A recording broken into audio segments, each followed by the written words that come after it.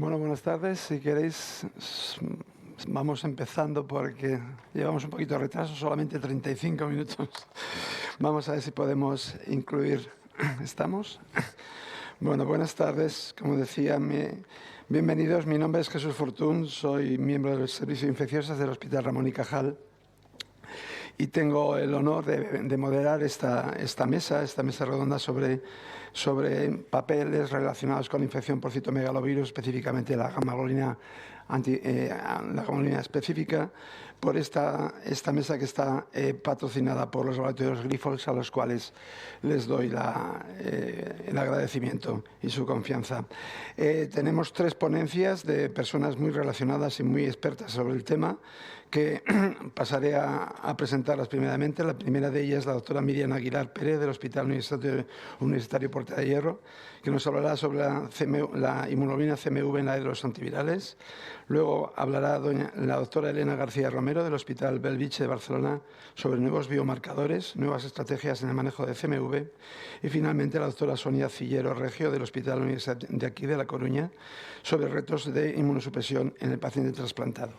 Yo simplemente, además de esta introducción, voy a utilizar 3 minutos para, con una pequeña presentación de un marco que viene en relación con este tema, aprovechando una encuesta que hemos hecho a nivel nacional sobre 15, y han participado 15 hospitales en toda España, en las cuales, coordinados desde el punto de vista de la Sociedad Española de Enfermedades Infecciosas y su grupo de trasplante, que es GESITRA, y que tenía entre varios objetivos. Voy a presentar solamente una parte de la encuesta, pues el manejo de la infección por CMV en todos nuestros hospitales, y específicamente también el papel de la gamma globulina cuando se está utilizando. Aquí veis los 15 hospitales que participaron. Mayoritariamente el trasplante de riñón es el que más se utiliza, pero ahí tenéis un poco la distribución de otros trasplantes, tanto a nivel de dedicación como... Perdón, que no, ahora no corre.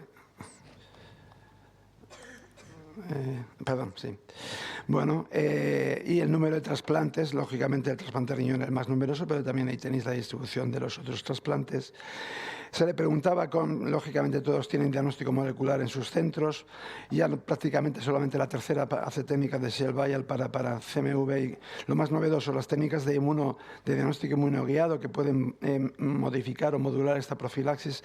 Alrededor solo, no sé si es bueno o es malo, la mitad de ellos solamente, mayoritariamente utilizando cuantiferón CMV. La utilización también de la determinación de inmunoglobulinas para calibrar esas profilaxis, la titulación de IgG la tienen presente la mitad de los hospitales. Solamente un 13% tiene en cuenta los CD4 y nadie utiliza el complemento. Respecto al Termovir, sabéis que basado en el ensayo clínico y su posicionamiento en trasplante renal, no es ahí donde se utiliza mayoritariamente. Prácticamente todos los centros lo utilizan en todo grupo de trasplantes, cuando hay mielosupresión, cuando hay neutropenia, y no solamente restrictivo al trasplante renal y al trasplante de pulmón. La utilización de profilaxis, hay 2 centros que no utilizan gamma globulina, pero hay otros que sí. Mayoritariamente esta tiene lugar con específica Megalotet. Esta profilaxis, esta utilización de gamma globulina, donde se hace, mayoritariamente tiene lugar en los centros que trasplantan pulmón. Ahí prácticamente de alguna u otra medida lo hacen casi todos, y en el resto de trasplantes lo hacen de forma un poco individualizada en virtud de factores de riesgo, hipogamaglobulinemia, etc. Prácticamente la utilización es esa, en profilaxis, mayoritariamente en trasplante de pulmón, sobre todo en pacientes receptores negativos, mismatch con hipogamaglobulinemia, una dosis habitualmente de 1 miligramo kilo por semana. Y la utilización en profilaxis fuera del trasplante de pulmón es bastante más reducida. Y en el tratamiento, pues todavía más individualizado, pacientes con refractariedad a otros regímenes previos, y sobre todo con limitación a veces de insuficiencia renal para el manejo de los mismos. Simplemente para acabar, y en relación con lo que se ha comentado esta mañana, de por ejemplo lo que pensaba Óscar Len a nivel de profilaxis en el trasplante renal, por ejemplo en el mismatch, efectivamente la gran mayoría utiliza profilaxis universal, unos 3 meses y algunos hasta 6 meses, y solamente un 7% preventive. Y en receptores positivos, aquí sí que mayoritariamente se hace preventive, y como veis en algunos casos importantes se utiliza la profilaxis inmunoguiada. Creo que con esto es este marco donde vamos a discutir, y voy a pasar ya a la primera de los ponentes, y creo que va a permitir un poquito posicionar estas profilaxis, incluida la utilización de gamma-globulina específica. Cuando quieras, Miriam. Espera que no me caigo.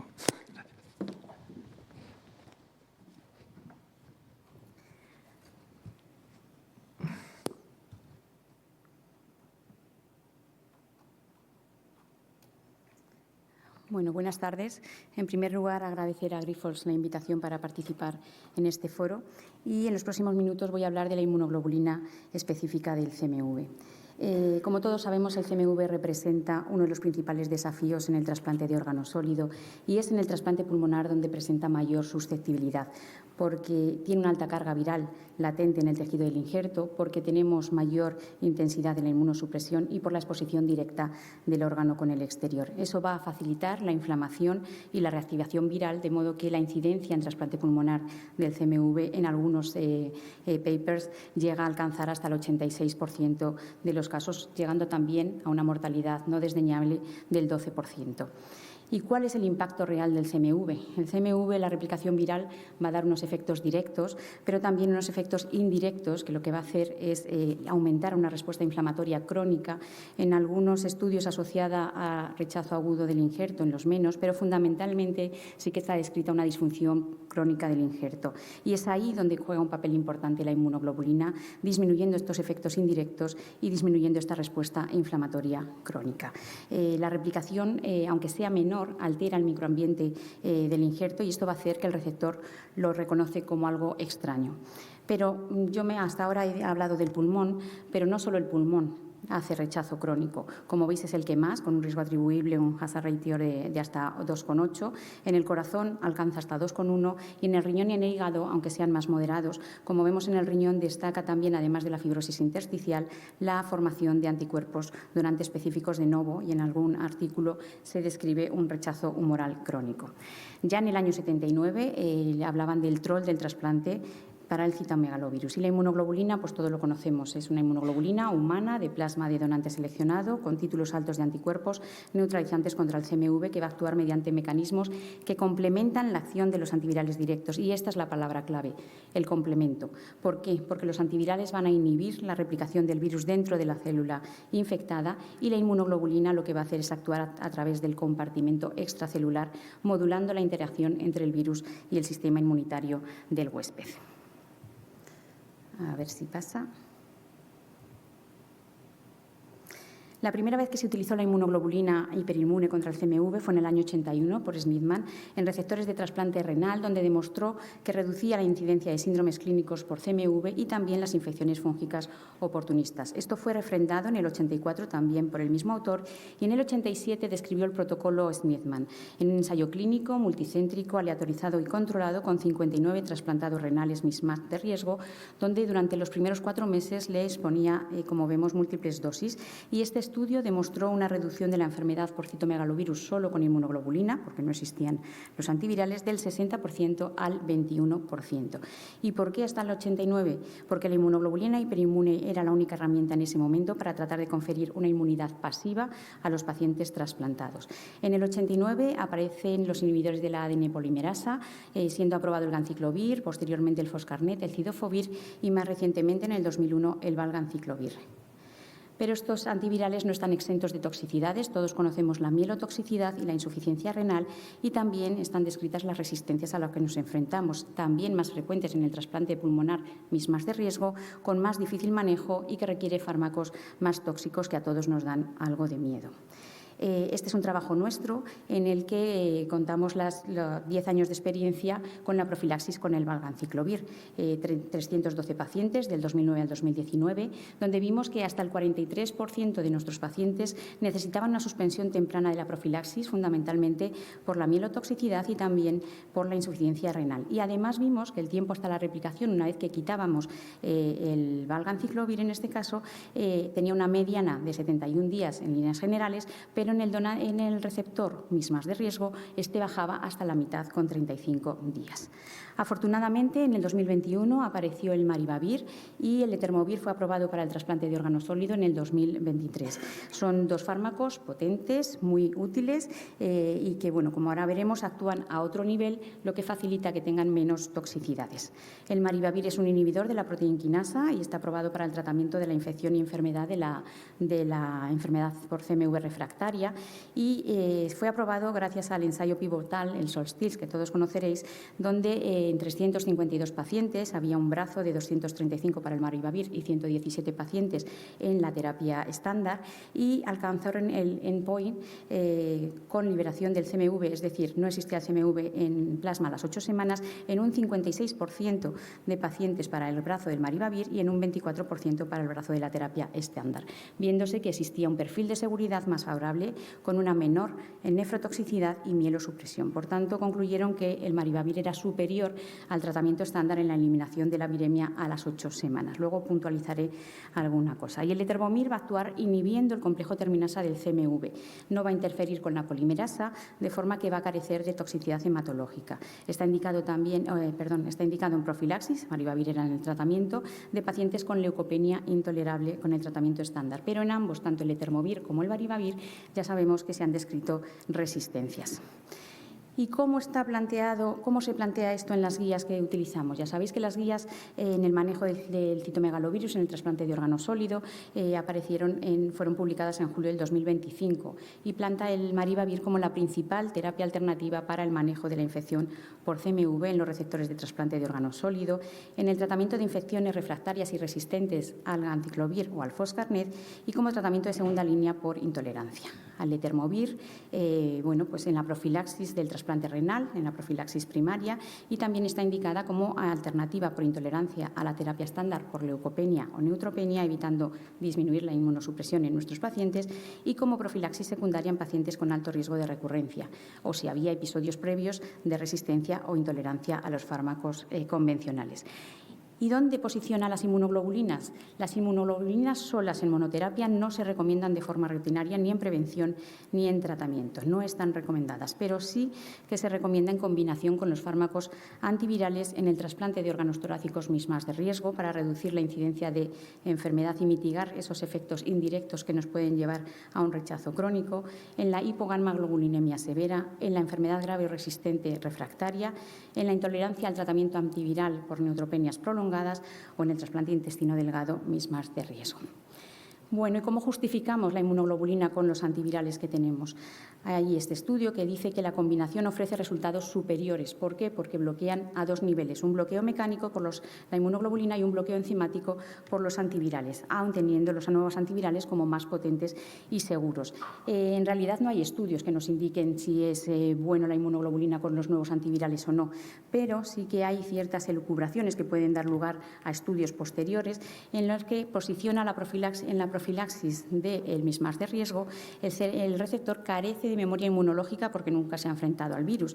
Entonces, en las primeras semanas post-trasplante podría tener cierta indicación, junto con el eterbomir, que va a prevenir eficazmente la formación de nuevos virus, pero no va a ser capaz de neutralizar los viriones latentes que se reactivan en el injerto. La inmunoglobulina durante esas semanas puede conferir una barrera humoral neutralizando esos viriones y reduciendo la carga inflamatoria. Y en el tratamiento con el maribavir, en una enfermedad por CMV refractaria, su eficacia se vio en el ensayo SOLSTICE, que disminuía en cargas virales muy altas por encima de 10.000. Es cierto, como vemos en la tabla, que por encima de la terapia convencional. Se plantea en algunos casos poner tratamiento con foscarnet para bajar la carga viral y cuando esté más baja de eso plantear el cambio a maribavir, pero realmente el foscarnet es un fármaco tóxico para todos nosotros. Entonces, en estas teorías lo que dicen es que en esos momentos existe un estado de viremia persistente con una inmunosupresión profunda y que la inmunoglobulina podría ejercer un refuerzo del sistema inmunitario ozonizando la carga viral circulante. Y aquí traigo un estudio nuestro de vida real, un periodo de estudio de 13 años donde en 336 pacientes se dio la inmunoglobulina en 204. Las indicaciones fueron las que veis: la profilaxis universal en mismas de riesgo, la profilaxis en monoterapia por efectos adversos del valganciclovir en estudio preemptive en 129 pacientes con una carga viral persistente o recurrente y neutropenia asociada, y en el tratamiento combinado con en pacientes con enfermedad invasiva por CMV. Y nuestros resultados fueron estos. En la profilaxis universal, en 48 pacientes, solo 4 casos de carga viral positiva durante la profilaxis. 2 casos fueron en monoterapia por efectos adversos del valganciclovir con cargas menores de 1000. En monoterapia, por toxicidad por valganciclovir, el 33% presentaron carga viral muy baja, de menos del 35%, que fue resuelta con factores estimulantes de crecimiento y con valganciclovir cuando se pudo. En la terapia anticipada fueron 129 pacientes, ningún paciente progresó a enfermedad invasiva, y en el tratamiento de la enfermedad invasiva que teníamos, el 100% fue un éxito terapéutico, pues con el tratamiento del valganciclovir o lenganciclovir, la inmunoglobulina, y disminuyendo la inmunosupresión, teniendo en cuenta que no hubo resistencias al valganciclovir en este grupo. Y además nosotros no vimos ninguna diferencia significativa entre los grupos serológicos y el desarrollo de clave. Y esta puede ser mi última diapositiva, no lo será porque hay otra más, pero las conclusiones de nuestro estudio fueron que el uso de inmunoglobulina y los antivirales es efectivo en la prevención de la infección y de la enfermedad por CMV en los trasplantes pulmonares de alto riesgo, que el monoterapia puede retrasar o prevenir la replicación en receptores con toxicidad por valganciclovir, y que, por supuesto, necesitamos estudios para definir su potencial efecto beneficioso con el reciente arsenal terapéutico del que disponemos. Así que, así como para mensaje de llevar a casa y como plantear aquí entre todos, podría ser que la combinación de la inmunoglobulina específica con letermovir o maribavir pudiera ofrecer un enfoque bidimensional que maximice la seguridad del paciente, evite la mielotoxicidad y sea capaz de prevenir la aparición de resistencias en receptores de alto riesgo. Pero todo eso lo veremos en un futuro si somos capaces de llevar a cabo algún estudio que lo demuestre. Muchísimas gracias.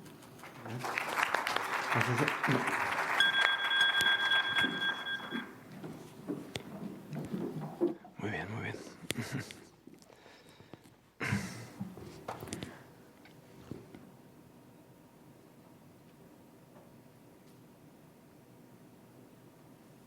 Buenas tardes. Pues nada, yo en esta presentación, si se puede ver, perfecto. La intención y el objetivo de mi charla será ver si podemos revisar, si podemos mejorar la estratificación clásica serológica de la infección por citomegalovirus en el trasplante de órgano sólido, añadiendo aspectos de la inmunidad del huésped, sobre todo, y en este contexto, la inmunidad celular, sabiendo que el CMV no es solo un tema de carga viral, sino que es más bien un equilibrio entre replicación, la inmunidad del huésped y la intensificación o el aumento de la inmunosupresión que necesitemos.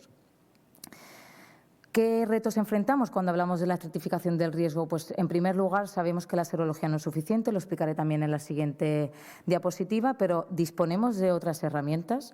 Es importante para nosotros saber qué riesgo tiene nuestro paciente de presentar infección o enfermedad tardía después de la profilaxis, ya que sabemos que un alto porcentaje, un porcentaje no despreciable de pacientes, sobre todo de alto riesgo, presentará infección o enfermedad. Y sí, tenemos estas nuevas herramientas que permiten estudiar la inmunidad celular, pero ¿son realmente útiles en la práctica clínica? Y si es así, ¿cómo las podemos incorporar? Pues bien, actualmente ya sabemos de sobra que las serologías siguen siendo predominantemente la herramienta que utilizamos para estratificar a nuestro paciente junto con la carga viral, pero sabemos que no es suficiente porque, por ejemplo, en el trasplante cardíaco, hasta un 29% de los pacientes de alto riesgo van a presentar no infección a pesar de no recibir profilaxis, y hasta un 49% de los pacientes clasificados como riesgo intermedio presentarán infección cuando acabe la profilaxis. Esto quiere decir que hay otros mecanismos implicados que permiten controlar la replicación y que probablemente sea el interés en cuanto a monitorizar ese tipo de riesgo que tiene nuestro paciente.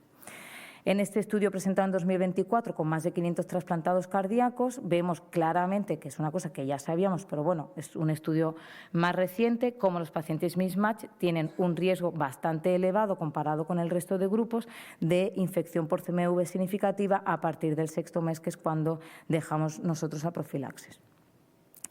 Vale, la serología no es una herramienta completa para saber cuál es la inmunidad total que tiene nuestro paciente frente al CMV, pero es la herramienta que se utiliza en las guías clínicas para clasificar a los pacientes y determinar cuál es la mejor estrategia, y esto se hace en todos los tipos de órganos trasplantados. Además, tenemos que tener en cuenta que siempre metemos en el grupo de alto riesgo pacientes que reciben timoglobulina y pacientes que también van a requerir un aumento de la inmunosupresión. Pero, ¿todos los pacientes seropositivos son iguales? Pues aquí os traigo un análisis secundario del ensayo ELISpot-TC, un ensayo que llevamos a cabo en 11 centros de trasplante cardíaco en España, en los que aleatorizamos a 190 pacientes trasplantados seropositivos, a bien a una estrategia inmunoguiada basada en el ELISpot a los 10 días frente a la profilaxis universal durante 3 meses, y en la que podéis ver que los receptores seropositivos que recibían un injerto de un donante también seropositivo tenían mayor riesgo de infección por CMV y mayor riesgo de infección clínicamente significativa por CMV. Es decir, estos pacientes quizás están más cerca del alto riesgo que del riesgo intermedio. Y esto independientemente, es decir, a igualdad en cuanto a la inmunidad celular. ¿Vale? Aparte de la estratificación del riesgo, pues también sabemos de sobra que tenemos que evaluar cuál es el estatus inmunológico global de nuestro paciente, y esto lo podemos hacer con la determinación de los linfocitos, las subpoblaciones linfocitarias y las inmunoglobulinas. Y esto, de hecho, pues es una recomendación que tenemos que hacer de manera precoz post-trasplante. Sabemos, y el doctor Carbone lo publicó ya en 2014, que bajos niveles de inmunoglobulina G, C3, C4, NK y CD4 se asocian a un mayor riesgo de infecciones graves, pero es que además bajos niveles de inmunoglobulina G, C3 y de IgA pues se asocian al desarrollo de enfermedad por CMV en trasplante cardíaco. Y esto pues da lugar, además de otra evidencia, a la recomendación de monitorizar las inmunoglobulinas en pacientes de alto riesgo post-trasplante durante los primeros meses y repetir su determinación en casos de infecciones graves o CMV refractario o resistente. También en la misma línea, el recuento total de linfocitos sabemos que se asocia a un mayor riesgo de infección por CMV, sobre todo en pacientes seropositivos, y que aunque no hay un umbral validado, pues tenemos que considerar como marcador adicional de riesgo que nos va a dar una idea de una mayor vulnerabilidad de nuestro receptor a presentar infección o enfermedad por CMV. Vale, pues no vamos a dejar de lado claramente la estratificación serológica y la carga viral, pero no nos da una idea de cuál es la inmunidad completa y real que tiene nuestro paciente de hacer frente al CMV. Para ello vamos a necesitar integrar las técnicas que monitorizan la inmunidad celular frente al CMV, y esto nos va a dar una idea más real de esa inmunidad protectora y cómo es capaz de controlar la replicación y ayudarnos a hacer una medicina más personalizada en cuanto a la prevención en cada uno de nuestros pacientes. ¿Cuándo podemos hacer esta monitorización inmunológica? Pues podemos hacerla antes de la profilaxis, durante la profilaxis, cuando la acabamos, en caso de que el paciente tenga una infección o cuando acabemos el tratamiento. ¿Cuál es el objetivo? Identificar pacientes que tienen mayor riesgo e individualizar el seguimiento. La evidencia que hay es cada vez mayor, pero esto está limitado su uso por la falta de acceso en función de cada centro y sobre todo por el coste. ¿Cuáles son estas técnicas? Pues la gran mayoría son las que veis dentro de este recuadro, que son aquellas técnicas que se basan en la medición de interferón gamma producido por los linfocitos T cuando estimulamos a las células con antígenos específicos, y dentro de estas técnicas pues podemos ver las que están basadas en ELISA, como el cuantiferón, en la que permite sobre todo estudiar la respuesta de los linfocitos T CD8 y un poco las características que tenemos que tener en cuenta, que es sensible a la linfopenia, y también tenemos pues las técnicas ELISpot que permiten estudiar tanto la respuesta de los linfocitos T CD4 como CD8, y luego las de citometría de flujo, que son un poco más laboriosas. En resumen, cuando esta técnica es positiva, indica que nuestro paciente tiene una buena respuesta celular para hacer frente al virus. ¿De dónde viene la evidencia? Sobre todo del trasplante renal, es donde tenemos la evidencia más robusta. Claramente pacientes trasplantados renal que tienen inmunidad celular, pues se ha visto que tienen menor riesgo de infección por CMV. También se ha visto en el trasplante renal que estrategias inmunoguiadas van a permitir reducir la exposición antiviral sin que esto aumente el riesgo de infección por CMV.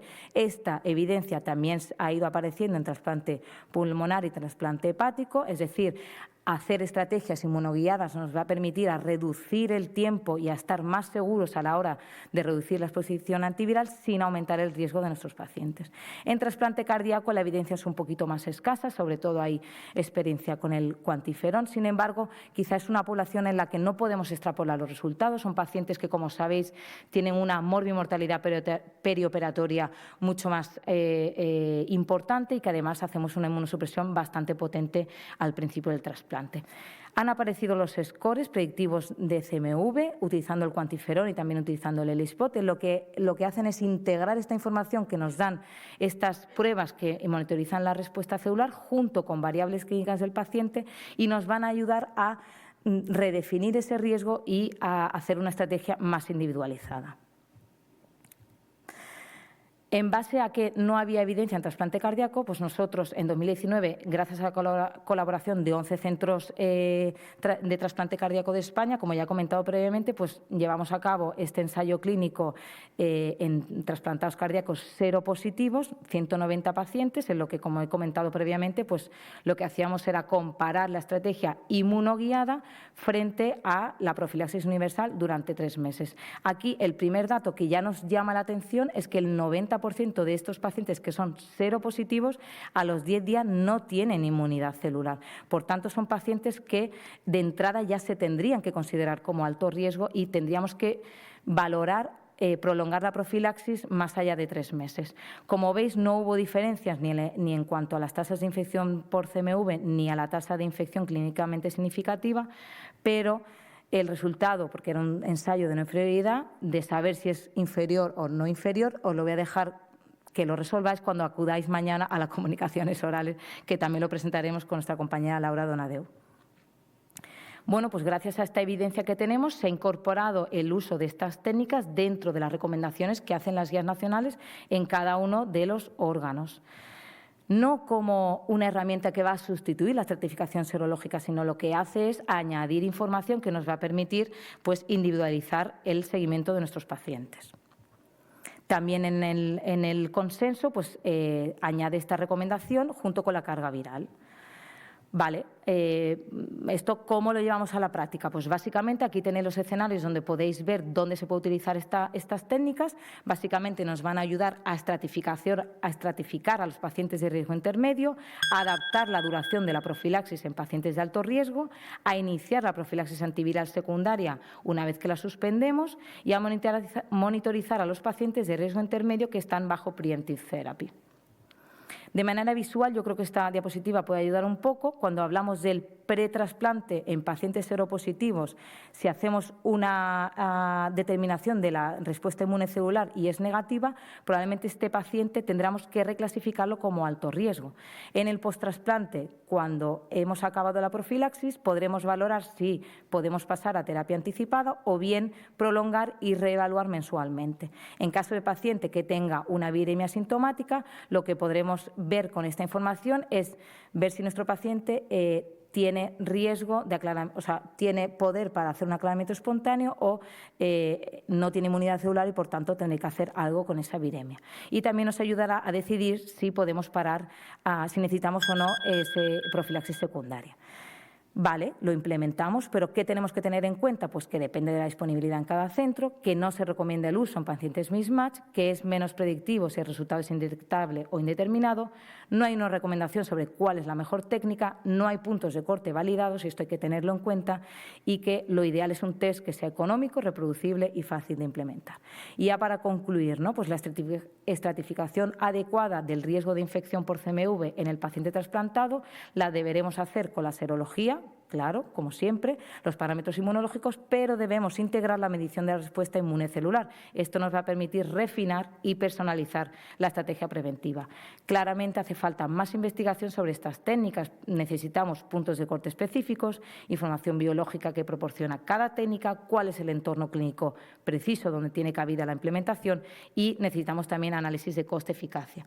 ¿Dónde creo que está el futuro? Pues en la implementación de la inteligencia artificial, que nos puede ayudar a redefinir el riesgo individual de desarrollar infección por CMV en cada paciente, combinando variables clínicas e inmunológicas en diferentes niveles biológicos. Muchísimas gracias.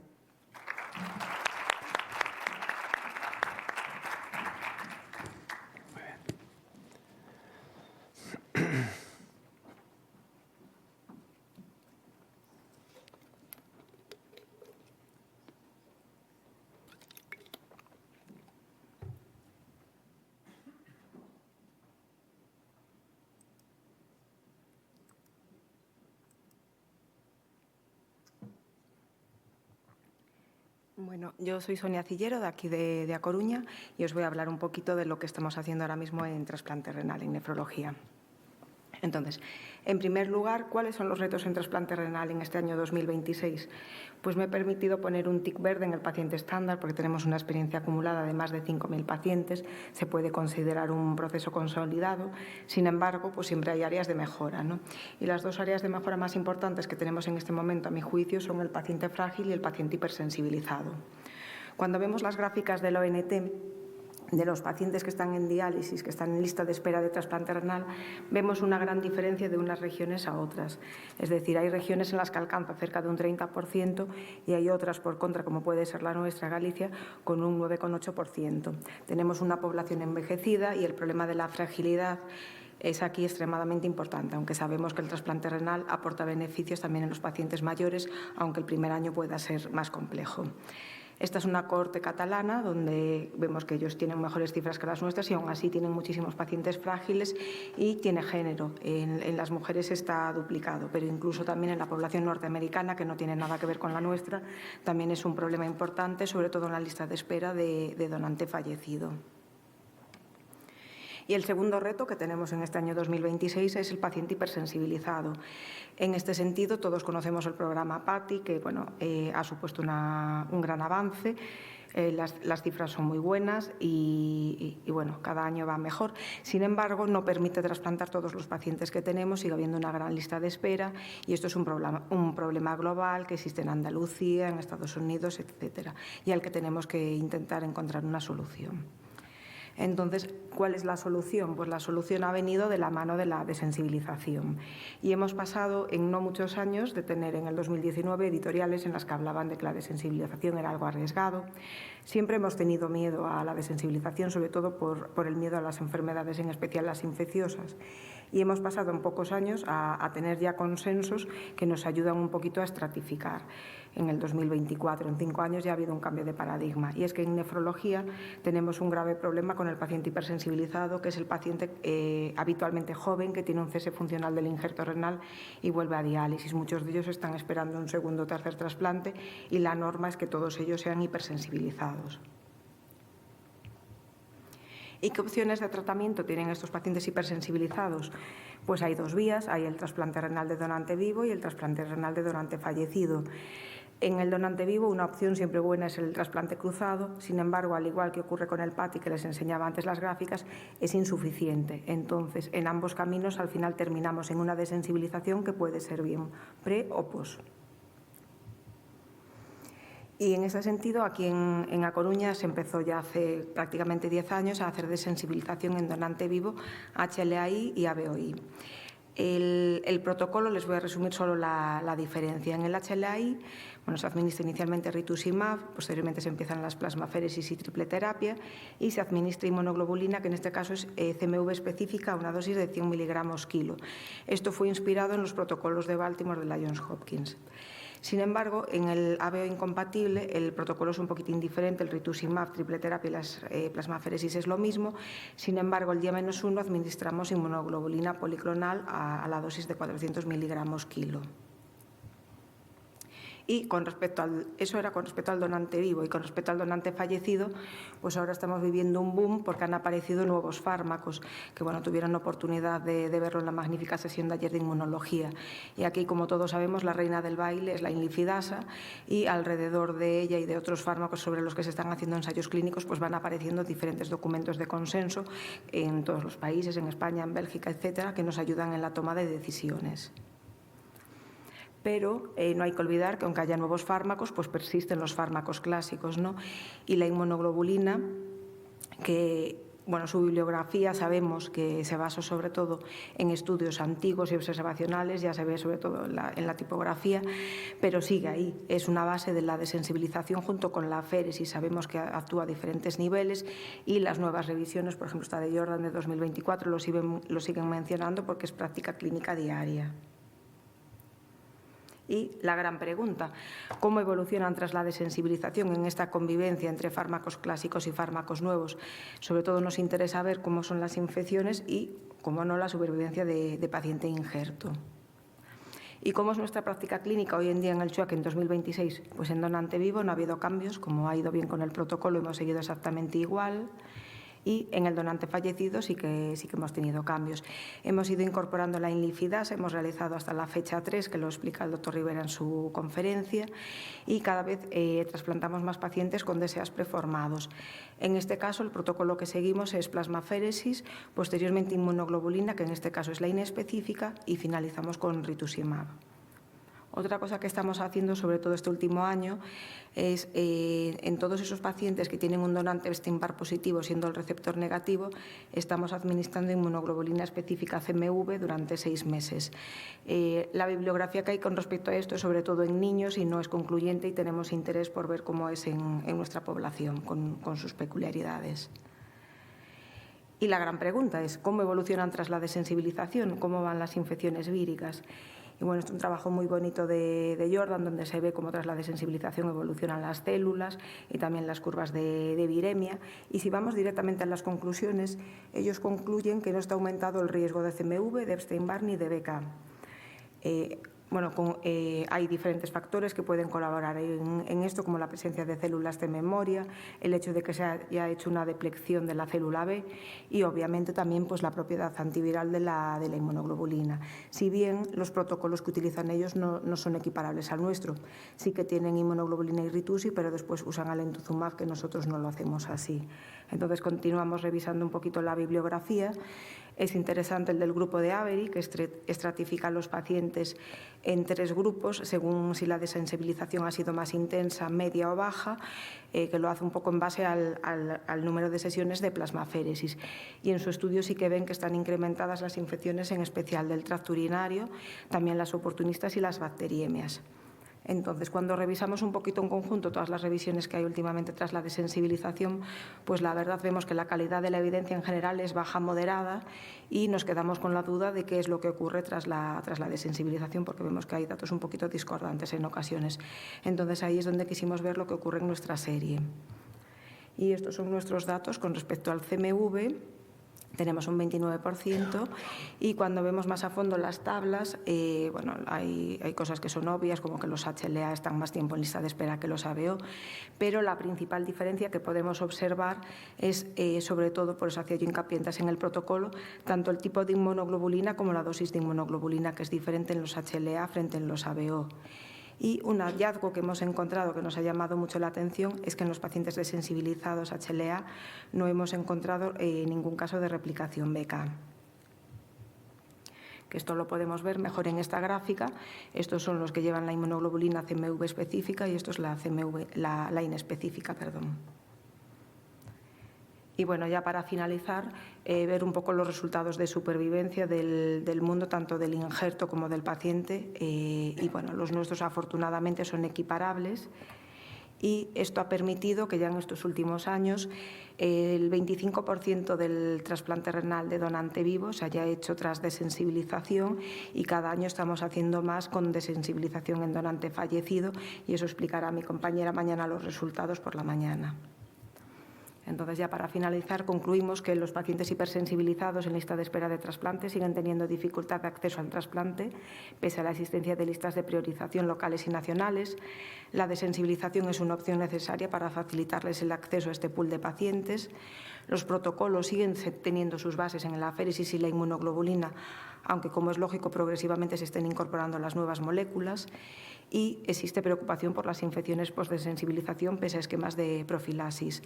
No existen estudios en desensibilización HLA que comparen la inmunoglobulina policlonal versus la CMV, y nuestros datos sugieren que la inmunoglobulina CMV puede ofrecer efectos protectores adicionales en el BK y en el Epstein-Barr. Sin embargo, esto es necesario comprobarlo en estudios controlados y randomizados para ver el impacto de las diferentes inmunoglobulinas y sus clases en el pronóstico del trasplante incompatible. Y bueno, esto es todo lo que les quería decir, y aprovechando que yo soy de aquí, les invitamos a pasear por la zona de la Torre de Hércules y observar el Atlántico. Gracias. Gracias, Sonia. La verdad que creo que hemos recuperado incluso tiempo, pero no sé de cuánto tiempo disponemos ahora para la discusión. Pero vamos, creo que se han tocado aspectos muy importantes. Yo creo que centraría el tema a la hora de las preguntas, que os dejo para que si hay alguien que pueda preguntar, en la temática de la inmunoglobulina específicamente anti-CMV, y por otro lado este aspecto muy interesante de la desensibilización y la utilización de inmunoglobulinas. Entonces, no sé si tenéis alguna pregunta para romper el hielo. Sí, aquí adelante.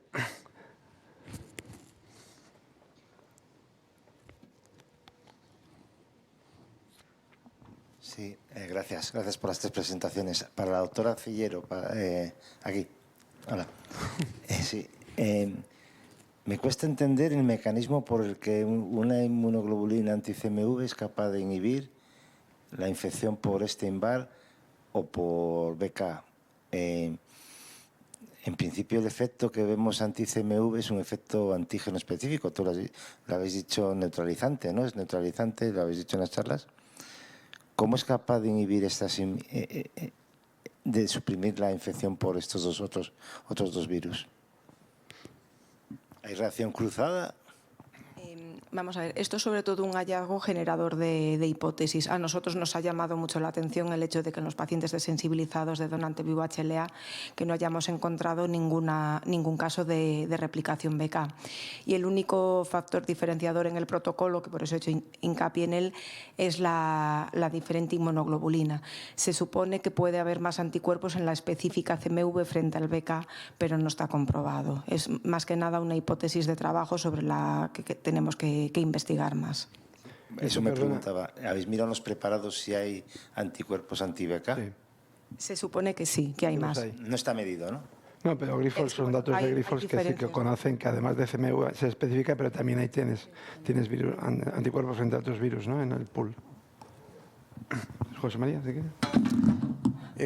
Bueno, en relación con la pregunta de Marcos, un tema que yo creo importante con la inmunoglobulina es si, y además ya que has preguntado también me gustaría oír la opinión de todos y tuya también, si tiene algún papel en la respuesta adaptativa. O sea, quiere decir que estos pacientes, o sea, esto que estamos preguntando, ¿por qué reduce previsiblemente la infección BK o la infección por Epstein-Barr? Si no será porque estimula también la respuesta celular. Hay algún grupo que insiste en esto, el grupo de Kochi, que ha sido citado por ahí, incluso Carbone, que ha publicado alguna cosa. Como lo veis, estos pacientes en realidad se benefician porque también tienen mejor respuesta, no solo humoral, sino celular. Esa sería la hipótesis. Bueno, esto es lo que se está diciendo. De hecho, sería interesante ver cómo cambia el cuantiferón, por ejemplo, el Ledipos con estos pacientes con la administración de inmunoglobulina. No sé si queréis contestar alguno, o Marcos, o cualquier. Bueno, es que justamente estuvimos comentando ayer, ¿no?, que lo interesante sería ver la respuesta inmunecelular en esos pacientes antes, ¿no?, y después de administrar la inmunoglobulina y ver un poco la respuesta. Y sobre todo, ¿no?, ahora que se está viendo que tiene tanta importancia también la inmunidad innata, si es que hay alguna relación, ¿no?, con aumentar la tira de las NK, ¿no? O sea, ¿qué relación tiene con la inmunidad celular la inmunoglobulina? Que probablemente al final es que no podemos estancar, ¿no? La inmunidad es todo un continuo, no podemos estancar la humoral y la celular. Seguramente hay conexiones que no estamos detectando, ¿no? Marcos, sí.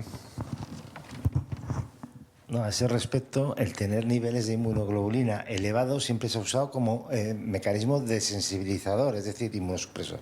Tener niveles normales a nivel de la inmunidad celular, no sé, sí que es cierto lo que tú dices de que a través del receptor de la fracción constante del FC es probable que atraiga células NK, células antivirales y tenga un factor quimiotáctico. Pero sí sería muy interesante, mira, que probaseis con el ELISpot, en ese caso a ver cómo es la inmunidad específica. También hace un ELISpot frente a Epstein-Barr y a BK. Sí. Yo, perdonad, una cosita, os quería redirigir antes de la siguiente pregunta, volviendo al papel un poco sincrónico. Yo creo que la gamaglobulina tiene ahora, hay tanta incertidumbre en infección por CMV y tanta necesidad que ahora sin duda alguna maribavir es la alternativa terapéutica y con las respuestas y con evidencia científica, ¿no? Pero claro, el endpoint de maribavir es 54% de respuesta, o sea, hay un 45% de mejora, ¿no? Entonces, ¿qué veis ahí? Si en lógicamente la evidencia que tenemos con gamaglobulina es menor porque son estudios de hace mucho tiempo, además focalizados muchos en mismatch, donde hemos visto que en mismatch ni siquiera la respuesta celular tiene lugar. Son pacientes muy, muy inmunodeprimidos para testar. Entonces, ¿qué creéis que puede papel de combinación para cubrir ese gap que tiene el maribavir ahora mismo? Yo creo que ahora mismo el maribavir pues es un fármaco, como he dicho, que es muy potente para el tratamiento, pero es verdad que se queda a veces corto. A veces en esos pacientes que decíamos de más de 10.000 copias, de más de 90.000 copias, pues no tenemos nada más con esos pacientes que esperar. Entonces nosotros en nuestro grupo con el maribavir no, porque no tenemos suficiente experiencia, aunque probablemente en unos años ya lleguemos a ella, pero es verdad que con el resto de antivirales nosotros hemos, en el estudio que he presentado, hemos utilizado mucho la inmunoglobulina y la verdad es que nuestros resultados son muy buenos, no solo a corto plazo, sino también en la disfunción crónica del injerto. Entonces yo creo que con el maribavir pues seguirá esa tendencia de la inmunoglobulina. La pena es que no tenemos suficiente estudios como para apoyar esto, pero yo creo que la idea es esa. En cargas virales además altas, la inmunoglobulina te puede hacer pues ese efecto inmunomodulador, esa inflamación que hace bajarla y mejorar los datos. Voy a hacer un complemento. Es un apoyo seguro. Para reducir esa carga viral que puede poner en riesgo el uso de maribavir, ¿no? Nosotros hemos visto esta semana, tenemos un paciente ingresado, es un trasplante de médula ósea que estuvo con profilaxis con letermovir 3 meses. A los 20 días hizo una recurrencia con 400.000 de copias y colitis y no hemos querido dar maribavir en ese contexto y hemos dado foscarnet con gamaglobulina y la verdad es que ha reducido la carga para que ahora que estaba con 5.000 copias el paciente se ha ido a casa con maribavir. O sea que yo creo que sí que puede haber sincronía de determinadas terapias que no sabemos cuál es el impacto de cada una, pero que pueden contribuir a mejorar la calidad de los pacientes, creo, ¿no? No sé. Yo creo que sí, estoy convencida de ello. Y otro aspecto, volviendo otra vez a la desensibilización, ¿no? El papel no me queda claro, el papel de la gamaglobulina en específica es para cubrir el gap, porque las otras terapias echan fuera las inmunoglobulinas de sensibilización y entonces las cubrimos ese hueco con las inmunoglobulinas anti-CMV o inespecíficas, o tiene un papel por sí mismo desensibilizante. Es que no... Tiene los dos. Tiene los dos. Por eso se utilizan en sincronía. Tú haces siempre la féresis y después administras la inmunoglobulina. Entonces, por un lado estás repoblando, pero por otro lado también estás inmunomodulando. Entonces obtienes los dos beneficios. Perdón, pregunta. Antes que nada, pues nada, enhorabuena a los cuatro. Yo soy nefróloga, Teresa. Quería hacer una preguntita en plan práctico en cuanto al BK, que es uno de los grandes problemas que vivimos, ¿no? Cuando ya, por ejemplo, yo tengo ahora un paciente que es el tercer trasplante, que ha hecho 2 pérdidas previas por BK, se ha trasplantado cuando ya llevaba 1 año y pico, ya es negativo el BK, y ahora otra vez ya se ha positivizado, a pesar de haber empezado con la inmunosupresión conversión, a pesar del riesgo inmunológico, pues mínima, la conversión, todo, ¿no? Entonces yo querría darle ahora inmunoglobulina, como ya hacemos, ¿no?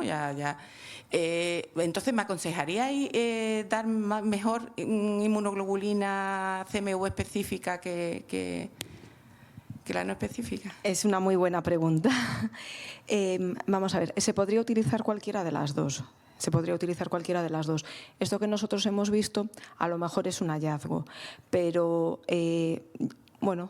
hay más evidencia. O sea, el que usamos nosotros de modo habitual sería la policlonal en el BK, como seguramente haréis vosotros. Sí. Y esto que encontramos nos ha sorprendido tanto que es algo que queremos seguir investigando, pero es un hallazgo es un tema a investigar y a conocer, no una realidad que podamos decir que es 100% así. Vale, muy bien, muchas gracias. ¿Este aspecto lo ha visto BK? ¿No ha visto otros virus, adenovirus o otra implicación de cobertura de la gamma-globulina hiperinmune?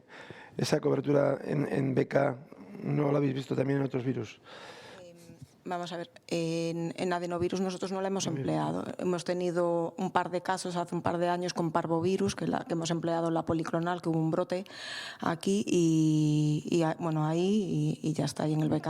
Eso es lo que lo utilizamos limitados nosotros. En terapia antiviral de este tipo, ¿no? Que evidentemente son buenas noticias tener la gamma-globulina hiperinmune, que también en estos otros virus, parvovirus, etcétera, no sé. ¿Alguna pregunta más, si queréis? La verdad es que creo que ya estamos bastante pasados de nuestra hora. Además, creo que hay una asamblea. Agradecer a Grifols de nuevo su colaboración y su ayuda en la gestión de esta mesa. Por supuesto, a las ponentes, me han gustado muchísimo. Y a vosotros por estar aquí hasta estas horas. Muchas gracias.